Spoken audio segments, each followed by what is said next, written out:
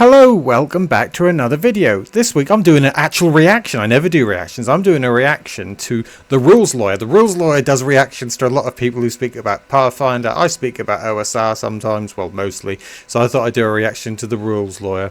And I've watched this video through once before and thought, oh, I could do a reaction to this because he does reactions to other people. Nothing critical, just, observing on his observations really. So without any further ado, I will get into that. I just want to say I have got a couple of review videos coming out soon as well. Tales of Argosa and Beneath the Sunken Catacombs. They will be coming soon. They are both brilliant games and I really want to talk to you about them. But I just thought I'd start off doing this nice little reaction video. So without further ado, let's get into Rules Lawyer's video. How was Old School D&D Fun? Dying and Dumbfounded. Let's get into it. Hey, it's Ronald, the Rules Lawyer, and today I'm just going to talk about Old School Dungeons & Dragons. Specifically, I'm going to read something that younger Ronald wrote in 2011, way back in the past, before this channel, and before I even had my after-school middle school RPG class. I mostly cover Pathfinder 2E, a very modern tabletop role-playing game. And I was first exposed to these games when I was about 9 years old and had the basic D&D red box. But I never got to play old school D&D. My first tabletop role-playing game that I actually played was Pathfinder 1st Edition. Well, I feel very sorry for you, Mr. Rules Lawyer, if you never got to play the red box, because the red box was brilliant. It was a lovely little... Oh, it's just a lovely box. It's very iconic, isn't it? But, better late than never, I suppose. And playing Pathfinder 1st Edition, which is sort of like, well, it is 3rd Edition D&D, wasn't it? Much more cleaned up and nicer. So at least you got in there. But you never got to experience OSR, so what are your thoughts?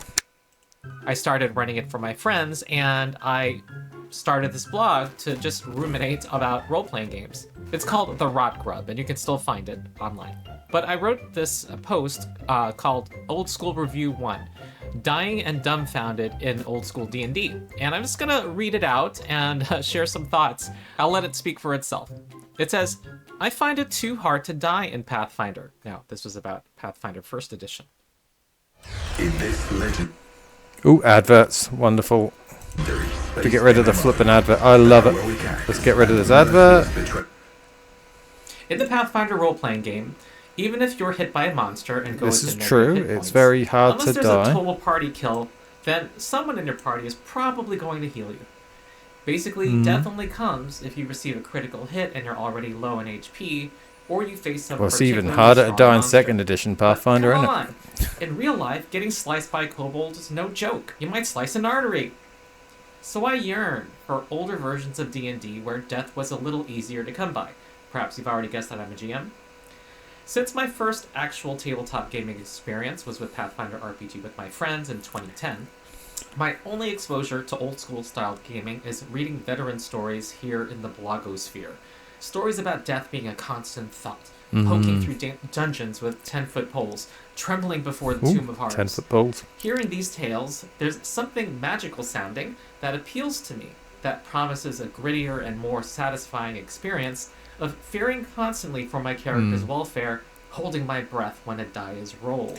And that is a big selling point of the OSR. It is gritty. You might die at any point, and prodding through the dungeon with 10-foot poles. However, I would say you can overly become too cautious to the point where I'm checking for traps in every single room. I'm constantly checking for traps, and it can I've seen it bog down stories as well. On the other hand, when you're checking for traps all the time and you're so worried about dying, which isn't.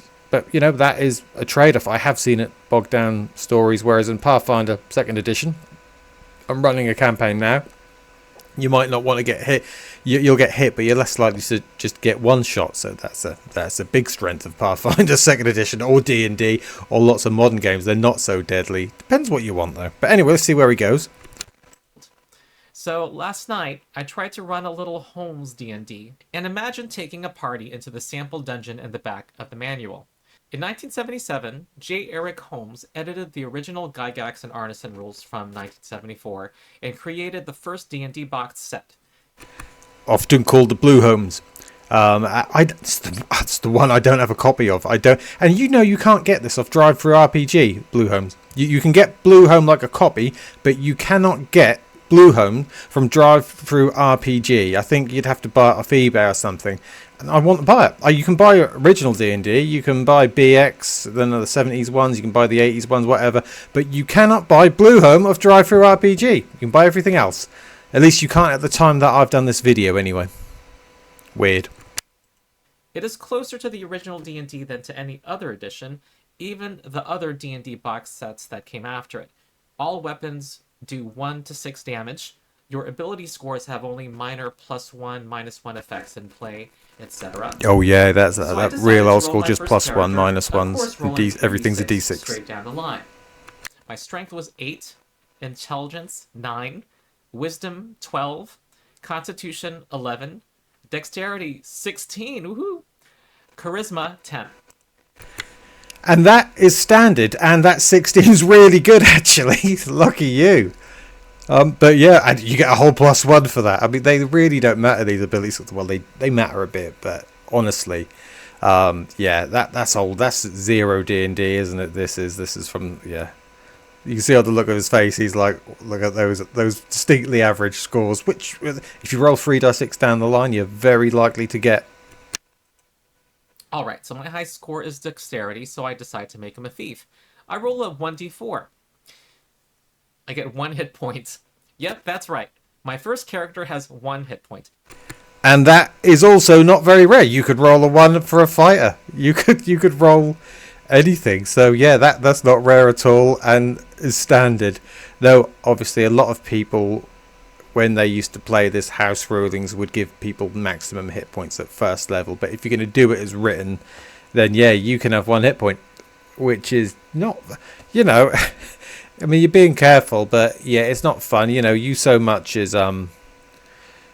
slightly trip, you might be dead. So that means that falling down a 10-foot pit guarantees instant death. I'm already getting a feeling that I'm going to be re-rolling this character soon. I also roll up a fighter and a magic user. The fighter has 4 hit points, and the magic user has 3 hit points. This is a tough magic user, you see. That is a tough magic user. Dungeon. The first encounter doesn't look too bad. 3 goblins in a room with treasure chests.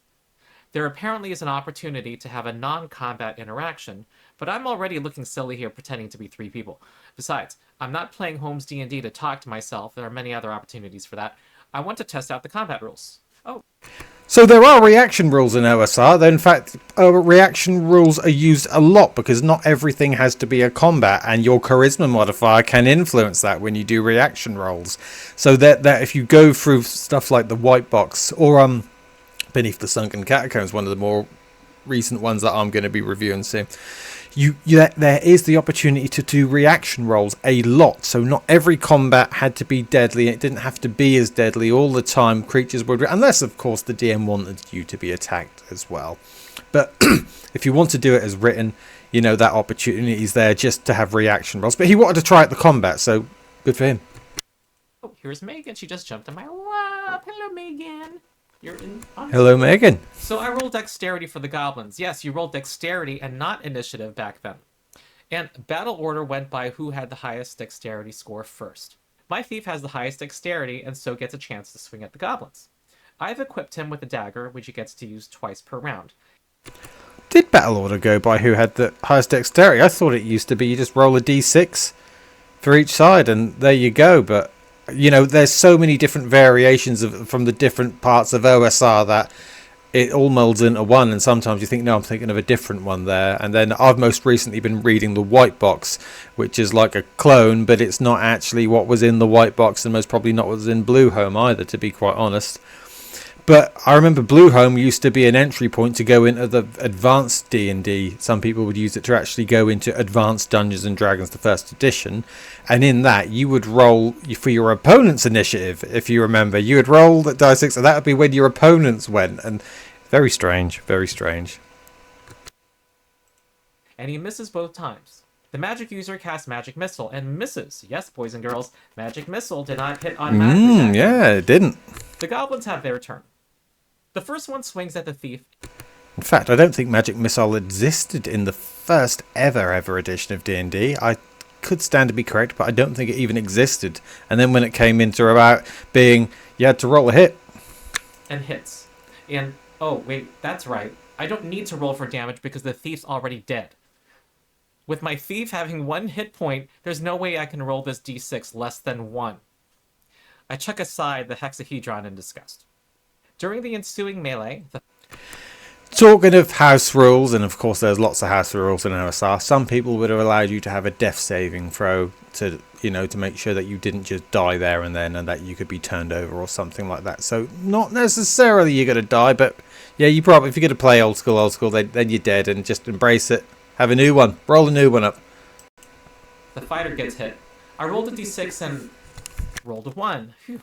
He now has 3 hit points. Hey! The fighter gets hit again. And I roll Gets hit again? a 2 for damage. He Yeah. still has 1 hit point. Amazingly, the magic user and fighter survive the melee and ship the 3 goblins to their evil maker. The adventurers then search the room for loot. 10,000 maps. Bloody adverts. This is what you're gonna Look at get the with 10,000 your maps. self. 10,000 maps that are all AI generated, and most of them don't make sense. Anyway, Find carry on. 140 gold pieces worth of treasure, which Can I just say, amazingly, you survived the combat. Yeah, amazing. That's brilliant, isn't it? It's just 3 goblins. Think of this. Level 1, 3 goblins. You're having issues with them. That's exciting for some people. And, and then you become even more attached to these characters as it progresses. And then you've made that gold pieces. And those gold pieces add to your experience in this, don't they? Every gold piece adds to your experience. It's just, I don't know. These are things that he's complaining about a bit, maybe. Well, he's not really complaining. He's just, maybe he was what his younger self was a little bit. But these are features to me. because treasure equals experience in old school D&D, translates into 140 experience points. Each goblin was worth 5 XP. And so each character earns from that near TPK 77 experience points before their 10% ability score bonuses. How on earth did people actually gain levels back in those days? Did people actually follow the rules as written? I would say, actually, I know a lot of people that didn't follow the rules as written, and they would, even back then, you'd have just leveling up after a story sometimes and things like that. Though I do know people that would do the leveling up as well. If you were to do it rules as written leveling up, yes, it could actually be a rather slow leveling up. Lots of people had house rules for completing a quest, for doing a basic side mission and things like that. And people would sometimes offer experience points as an aside to this. But the problem with milestone leveling up is that thieves and fighters are meant to level up, and clerics probably to say are meant to level up quicker than wizards, because everybody levels up at different rates. And so that's why you sort of need to use experience points more, because it's not fair to have the thief leveling up at the same rate as the wizard at the exact same time, because actually the wizard later levels will get stupidly more powerful, whereas the thieves are going to level up the quickest out of the group. So they're going to, but there's reasons. There is actually a sort of balance in everybody having different rates of experience points. So, but I digress. To go back to, no, not everybody would level up at that rate. People would often give more experience points and bonus experience points to different members of the party, or to everyone for doing quests. Sure, perhaps the treasure haul here was a bit modest, but then again, they almost died from 3 goblins. Don't even get me started about the room that came up soon after, when a 31 hit point giant spider jumps on my cleric, yes, that was the rerolled thief, from the ceiling and bites her 1 hit point away. That is actually quite a chunky giant spider hit point pool there, isn't it? I mean, even for old school, 31 hit points for a giant spider, that's quite a lot. If you'd think, this is blue home, so would it be D8 or D6 per hit dice of the spider? How many hit dice would that spider have? 1, 6. Either somebody rolled extremely high on D6s, or that's a chunk. That is a chunky giant spider, and it can bite you and just kill you in one go as well, because it's a spider and it's OSR poison.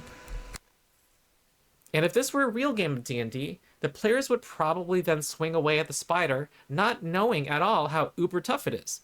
And of course, if they were to get bitten and miss their saving throw versus poison, the penalty is to die. That's a feature. Trust me, bro. It's a feature. How is this even remotely fair? Or actually, my question is, how did players have fun? Sure, new players would learn the dangers of exploring dungeons and lessen these dangers through intelligent play, but I simply can't see how people could reach level 2, let alone...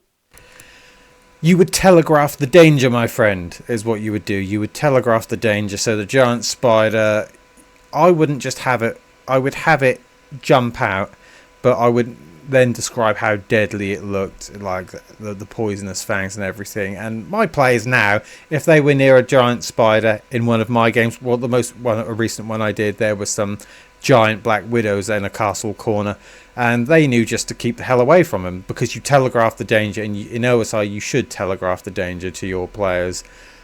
So how would you have fun? Well, the fun is thinking, God, we got out of a tough situation there. This is deadly, man. And or we evaded a real deadly situation. The fun is in the danger, to be quite honest. Alone level 7, 8, or 9, playing these rules as they were written. How did people get up to higher levels playing rules as written? Luck and a bit of doing things like avoiding fights what they shouldn't have, and not having a dungeon master, to be frank, who's a bit of a idiot, you know, or as the Americans would say, a jerk. You know, not having someone that is just, oh, I've rolled, I was just actively trying to off you. OSR should be played where the referee, especially if you like West Marches sort of games, you're the arbiter of the rules, but you're not out to get the players and you're not out to help them either. You're sort of just a neutral rules arbiter.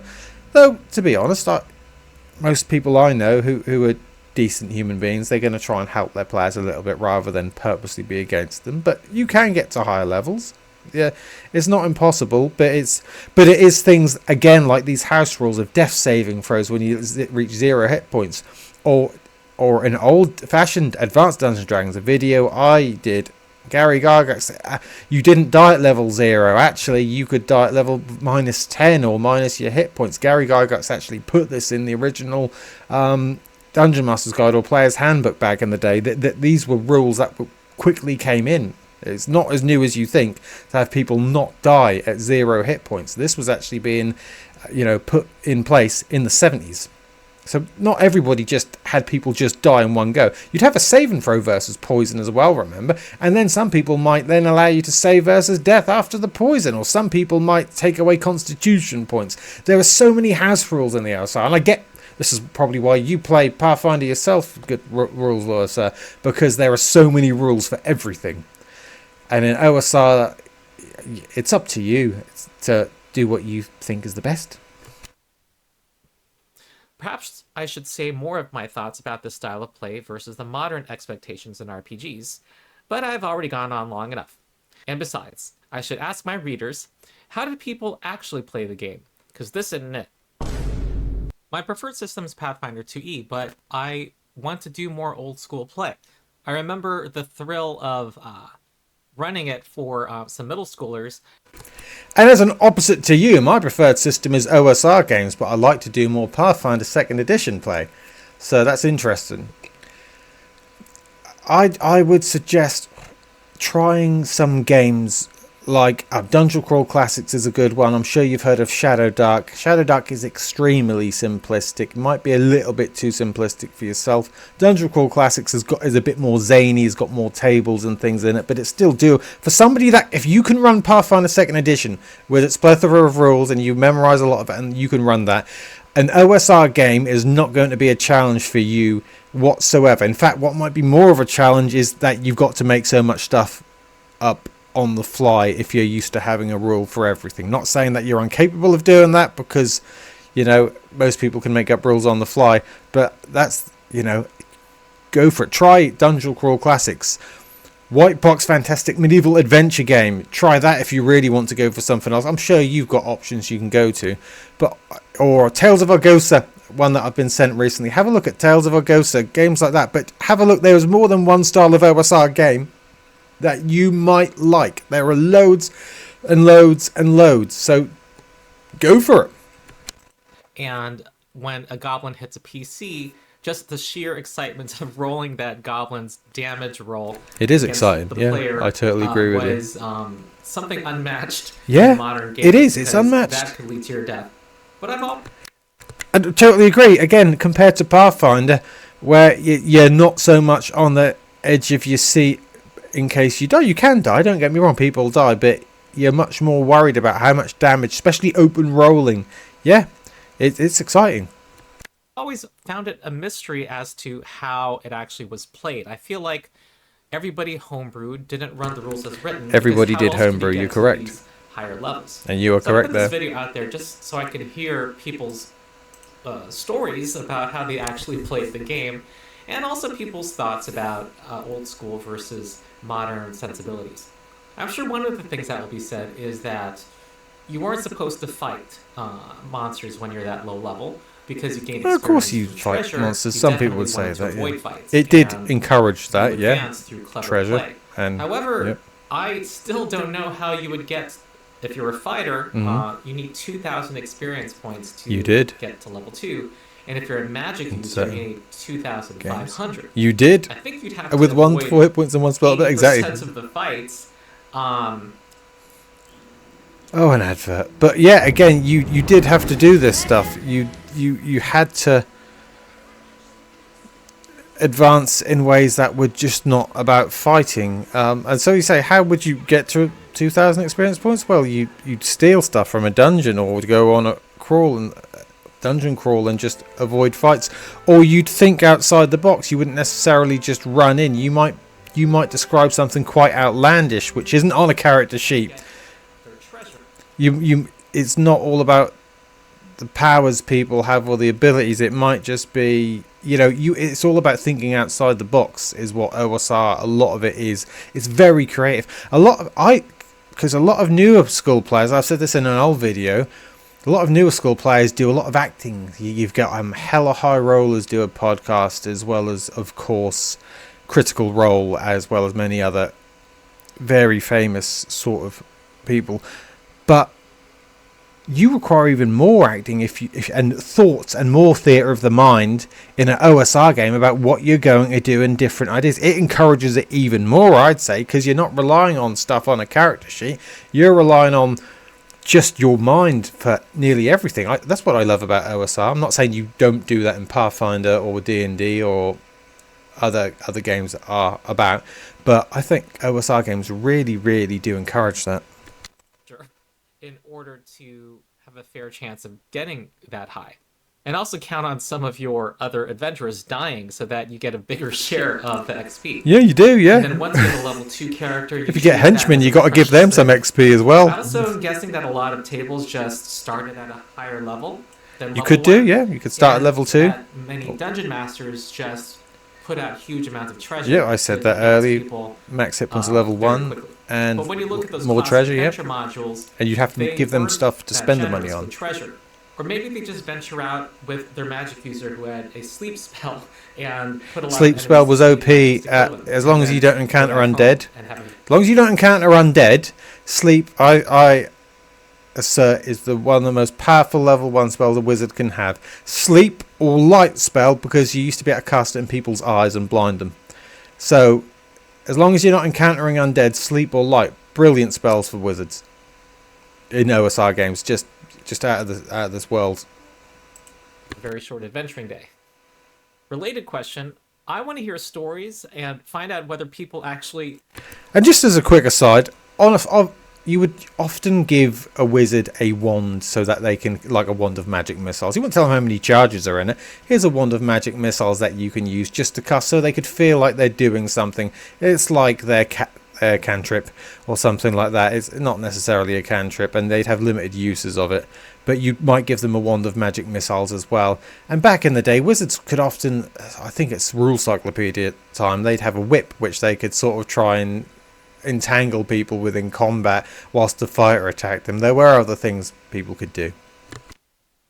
Ran the undead monsters the way they're written in old school D&D, where undead... Oh yeah, this is... I've done a... levels from you. Sorry.